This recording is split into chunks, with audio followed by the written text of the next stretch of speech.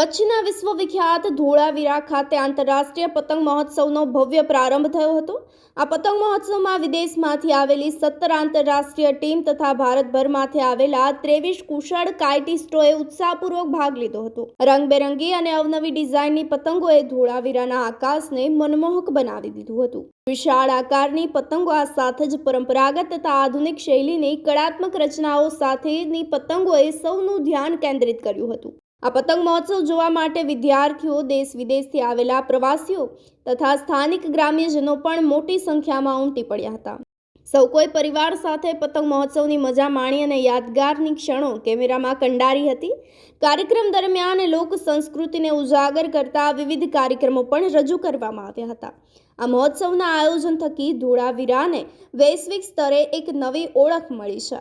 કચ્છના પ્રવાસન વિકાસને પણ વધુ વેગવંતો બનાવવાનો આ એક પ્રયાસ માનવામાં આવી રહ્યો છે। આપ જોતા રહો ન્યૂ ભારત ન્યૂઝ। છેલ્લા 19 વર્ષથી ઇન્ટરનેશનલ કાઇટ ફેસ્ટિવલમાં કાઇટો ઉડાડું છું અને આજે આપણે અહીંયા ધોળાવીરામાં ફર્સ્ટ ટાઈમ કાઇટ ફેસ્ટિવલ યોજવામાં આવ્યા છે। એમાં ઓવરઓલ બહારના દેશો તથા ગુજરાતના તેમજ અમુક રાજ્યોમાંથી પણ બધા આવ્યા છે। તો એ બધે ગુજરાત ટુરિઝમ તરફથી જે આયોજન કરવામાં ખૂબ જ સુંદર આયોજન કરવામાં આવ્યું છે, એ બદલ ગુજરાત ટુરિઝમનો હું ખૂબ આભાર માનું છું।